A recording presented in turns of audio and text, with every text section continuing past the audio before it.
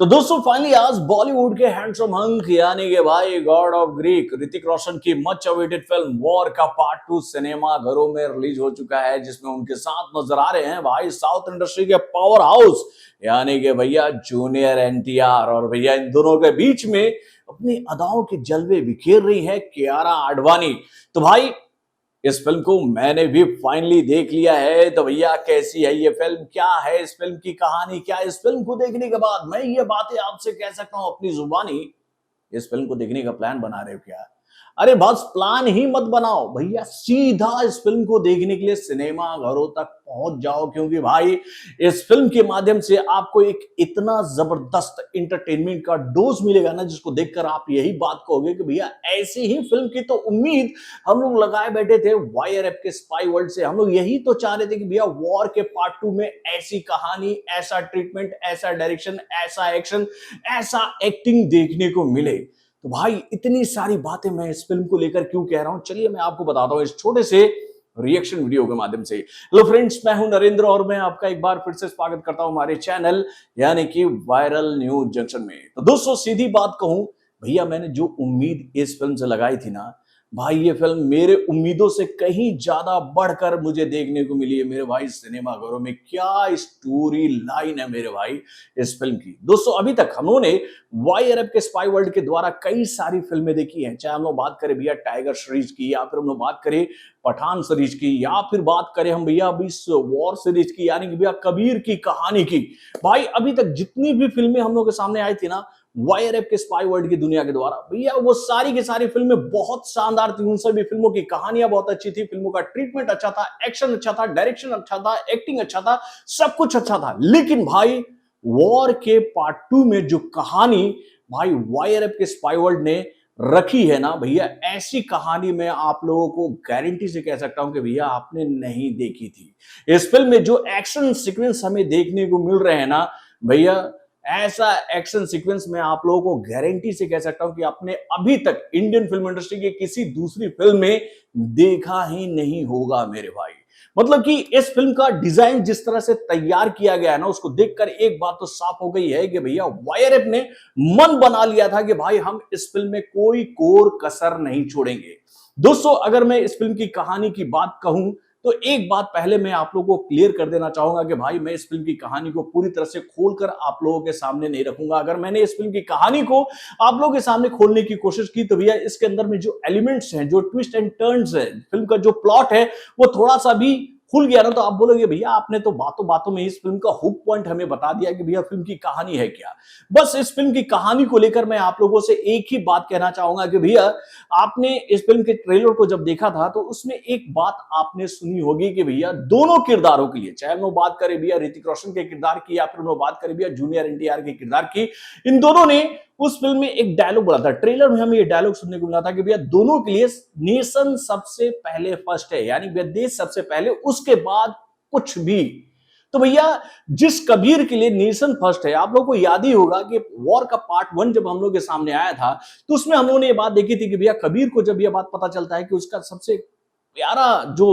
Student है यानी कि खालिद वही देश का दुश्मन है, तो भैया वो अपने प्यार को, अपने इमोशन को साइड पर रखकर भैया देश को कैसे पहले रखते हैं, यानी कि नेशन को फर्स्ट रखते हुए उन्होंने खालिद को उनके अंजाम तक कैसे पहुंचाया था। पार्ट 1 में हमें देखने को मिला था जब उनका मुकाबला टाइगर श्रॉफ से उस फिल्म में हुआ था। तो भाई जिस कबीर के लिए नेशन फर्स्ट सबसे पहले है, तो भैया उसने ऐसा क्या कर दिया है कि जिसकी वजह से पूरा स्पाई यूनिवर्स जो है वो उसके अगेंस्ट हो चुका है। क्यों? स्पाई यूनिवर्स उसको पकड़ना चाहता है, उसको उसके किए की सजा देना चाहता है। तो भैया फिल्म में जो ट्विस्ट एंड टर्न है ना वो आपके दिमाग को पूरी तरह से हिला कर रख देंगे। तो दोस्तों कहानी बहुत ही जबरदस्त है। उसके बाद अब अगर हम लोग बात करें भैया ऋतिक रोशन के लुक की, या फिर हम लोग बात करें भैया उनके एंट्री सीक्वेंस की, भैया उनके किरदार की, भाई ऋतिक रोशन ने जो काम किया है इस फिल्म में ना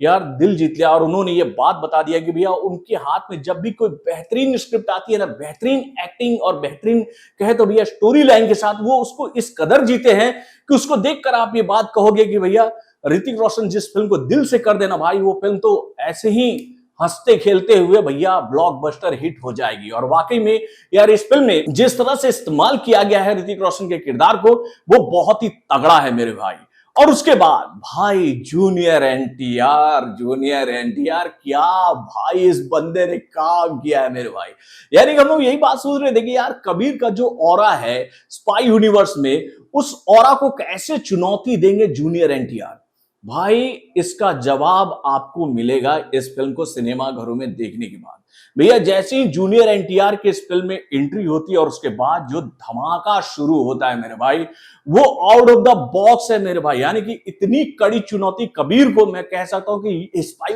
यूनिवर्स में आगे कौन देगा, ये सोचने वाली बात होगी मेरे भाई। यानी कि भैया जूनियर एनटीआर ने जो किरदार निभाया है और उनके एंट्री सीक्वेंस के बाद इस फिल्म का जो पेस बढ़ता है वो इतना सॉलिड होता है कि मजा आ जाता है मेरे भाई। यानी कि उनके इस फिल्म में आने के बाद जो एक्शन सीक्वेंस हम लोग के सामने आते हैं, खास तौर पर मैं एक एक्शन सीक्वेंस की आप लोगों से बात करना चाहूंगा कि भैया एक रेस्क्यू सीन हमें देखने को मिलता है लगभग 10 मिनट का। वो रेस्क्यू सीन इतना सॉलिड है ना, मतलब कि वो इतना जबरदस्त तरीके से फिल्माया गया है कि उसकी हम लोग जितनी भी तारीफ करें वो कम है मेरे भाई। और उसके बाद भैया इस फिल्म के जितने भी बाकी एक्शन सीक्वेंस है वो भी बहुत ही तगड़े लेवल पर है बनाए गए हैं। और उसके बाद भैया इस फिल्म का जो ट्रीटमेंट है वो भी बहुत ही शानदार है मेरे भाई। तो दोस्तों वाकई में फिल्म की कहानी शानदार है, फिल्म का मेकिंग शानदार है, फिल्म का स्क्रीन प्ले शानदार है, फिल्म में जो डायलॉग्स हमें सुनने को मिल रहे हैं वो जानदार हैं, और एक्टिंग की तो हम लोग जितनी भी तारीफ करें वो कम है मेरे भाई। यानी कि भैया ऋतिक रोशन और जूनियर एनटीआर आपका दिल पूरी तरह से जीतने वाले हैं,